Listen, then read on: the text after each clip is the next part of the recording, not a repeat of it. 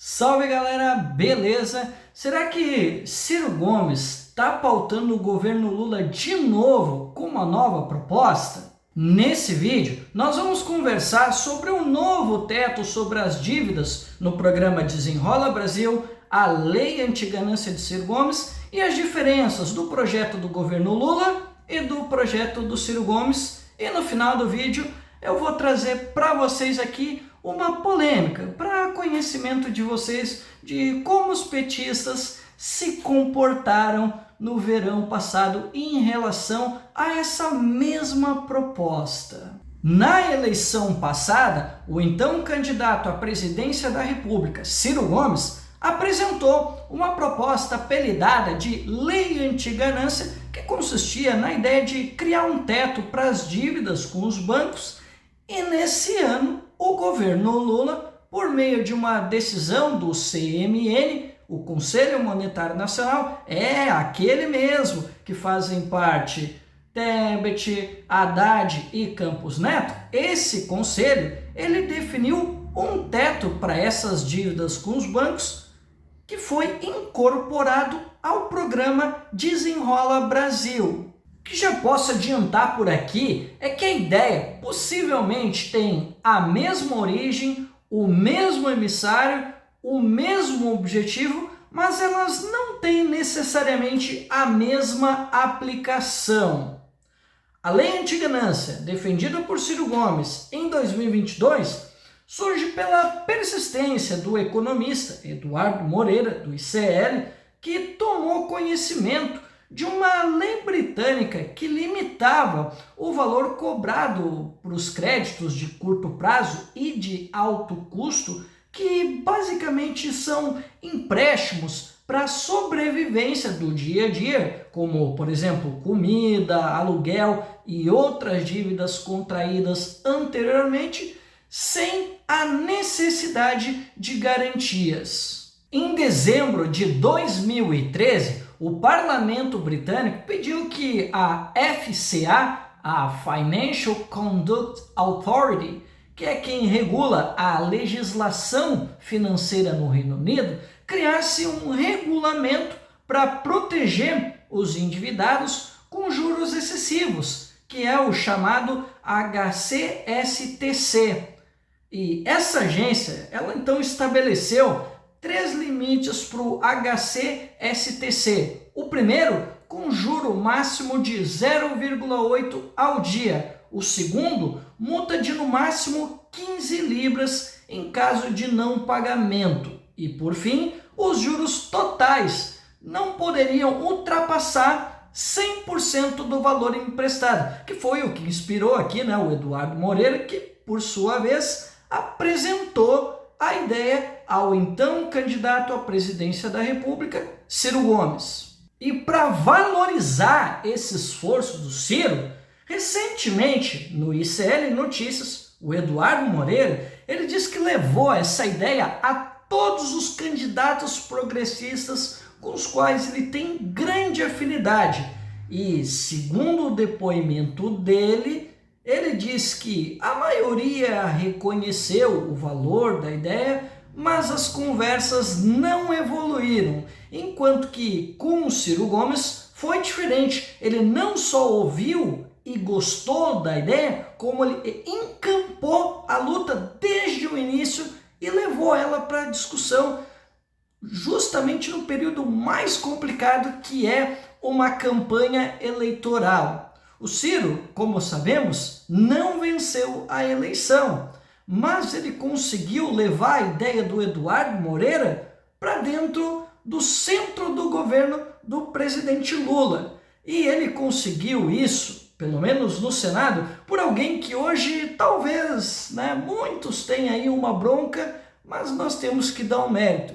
Quem levou a ideia no Senado foi o senador e irmão do Ciro Gomes, Cid Gomes. Acreditem se quiser. Mas afinal, quais são as diferenças que marcam a proposta do Ciro e a do governo Lula? A diferença fundamental é que a proposta incorporada no programa Desenrola Brasil, no momento, ela se limita apenas às dívidas no cartão de crédito, o que, na minha opinião, é um acerto, tendo em vista que a dívida dos brasileiros com cartão de crédito já atingiu a marca histórica de 48,5 bilhões de reais e o juro rotativo já chegou à marca de 434,4%, segundo dados de novembro de 2023. Por outro lado, a proposta do Ciro Gomes, ela se diferencia por abarcar o cartão de crédito, o cheque especial e o crédito pessoal, segundo Nelson Marconi, economista e coordenador do programa de governo do Ciro Gomes. Portanto, ela é uma proposta muito mais abrangente que a do governo Lula. Agora, independentemente se o governo Lula aplicou ou não a mesma ideia do Ciro Gomes, não cabe a mim, neste momento, fazer a crítica sem conhecer os resultados ou as eventuais mutretas que podem aparecer no meio do caminho.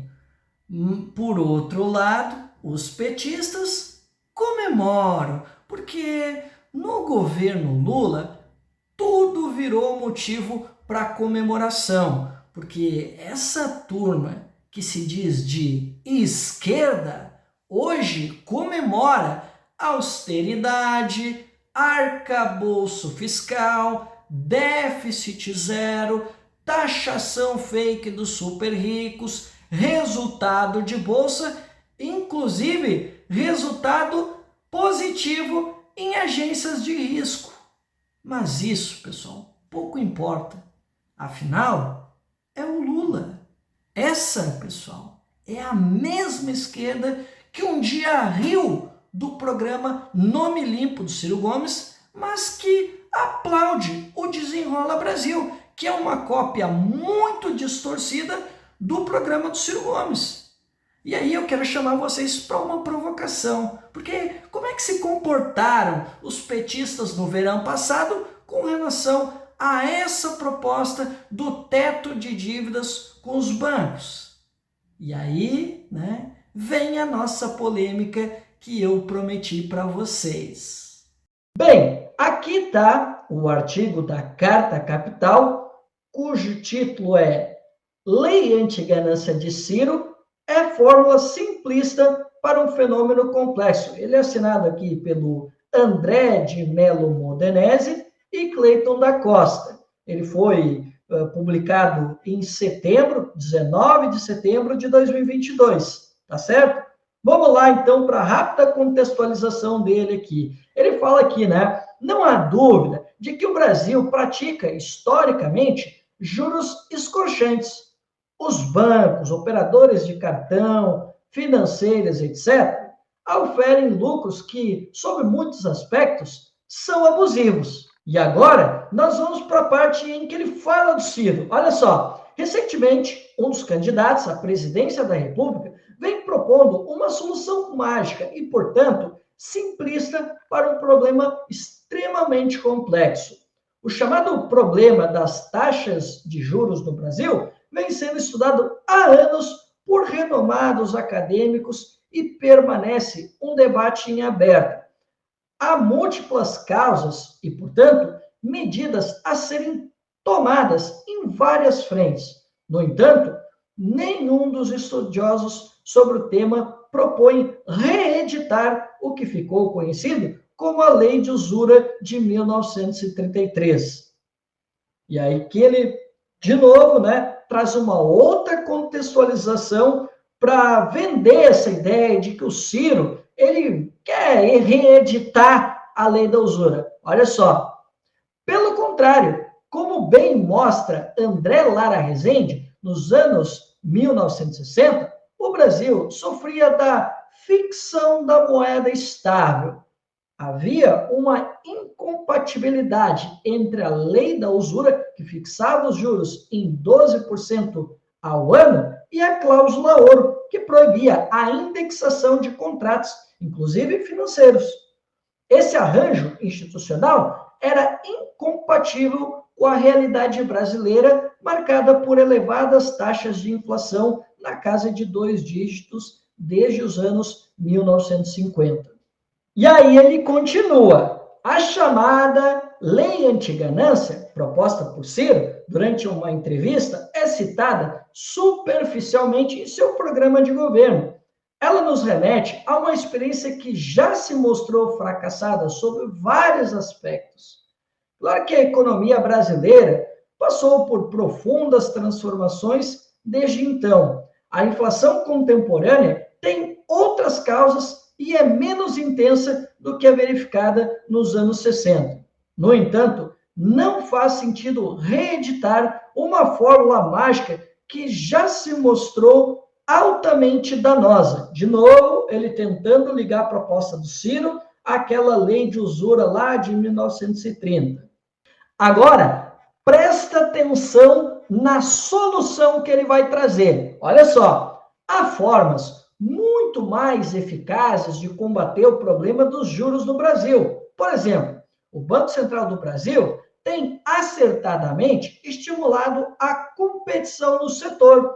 Em 2016, foi lançada a Agenda BC+, com os seguintes propósitos: estimular a cidadania financeira e a eficiência do sistema, modernizar a legislação e baratear o crédito. Pessoal, vocês viram aqui? Ele está acreditando que basta ampliar a competição que nós vamos ter resultados muito melhores do que uma lei que limita os juros excessivos cobrados pelos bancos. É exatamente isso que ele está falando aqui. Mas vocês querem ver? Não contente, ele ainda dobra a aposta. Olha só, em 2019, o Banco Central do Brasil avançou com a agenda BC+, que criou o PIX e adotou o sistema financeiro aberto, o Open Finance ou Open Bank. Esse esforço é meritório e deve ser aprofundado. Ao estimular a competição no sistema financeiro, abre-se espaço para uma redução na margem de lucro das instituições. Acredita-se que, especialmente, os grandes 5 bancos que dominam o mercado brasileiro terão suas margens de lucro reduzidas. Tá vendo, pessoal? Ele está acreditando que é melhor estimular a competição entre os bancos que, por um milagre, as taxas de juros e o lucro dos bancos, já que a competição vai ser maior, esse lucro dos bancos irá diminuir e ele coloca como uma proposta mais eficiente do que a que defendeu o Ciro Gomes e que agora defende o governo Lula. Mas talvez, hoje ele deve estar defendendo, Enfim, esses são os petistas. Se fosse um editorial ou uma matéria da Folha, do Estadão, do Instituto Liberal ou até uma publi do INSPER, eu não estaria nem um pouco surpreso dado o lugar deles na luta de classes. Agora, um veículo supostamente de esquerda está veiculando um artigo como esse? E o pior de tudo nesse artigo é que a própria realidade se impõe contra ele, já que a FCA, que participou da regulação da lei com o parlamento, manteve o HCSTC sem alterações até o segundo semestre de 2020, quando fez lá uma revisão visando a manutenção desse regulamento. Eu sei que ninguém perguntou, mas para fins de curiosidade, ao contrário da propaganda governista que tenta atribuir tudo a Lula, inclusive criaram aí o tal Lula da sorte, volto a repetir que quem lutou no Senado para essa proposta prosperar foi o Cid Gomes, inclusive citando Ciro Gomes nas suas manifestações. Na Câmara não foi tão diferente. O autor da proposta não era nenhum petista, mas sim o deputado Maurício Neves, do PP de São Paulo, que atribuiu o nome ao projeto como Lei Antiganância, praticamente nos mesmos termos de Eduardo Moreira e do então candidato à presidência Ciro Gomes. E isso mostra que, independente dos resultados, mesmo que muitos joguem como catastrófico, a aprovação desse projeto, que eu saúdo sim, independente de quem é o pai da criança, mostra o quanto que disputar ideias e projetos tem ainda a sua importância no Brasil. E ao contrário do que dizem os Ciro haters do PT, que provocam, dizendo que Ciro morreu, o fato de ter havido essa disputa e a aprovação desse projeto, com nome e termos semelhantes ao que ele, Ciro Gomes, propunha em campanha, mostra que, sim, Ciro segue muito vivo e as suas ideias também. Bom, então esse foi o nosso vídeo. Espero que vocês tenham gostado. Se vocês gostaram, deixa o like, comenta, compartilhe, ative o sininho para não perder os nossos novos vídeos e, se puder contribuir com o canal, segue aqui o botão do valeu que está aqui embaixo para que vocês possam ajudar o canal se vocês tiverem os recursos para isso, tá? Então era isso. Obrigado por ter assistido o nosso vídeo até aqui.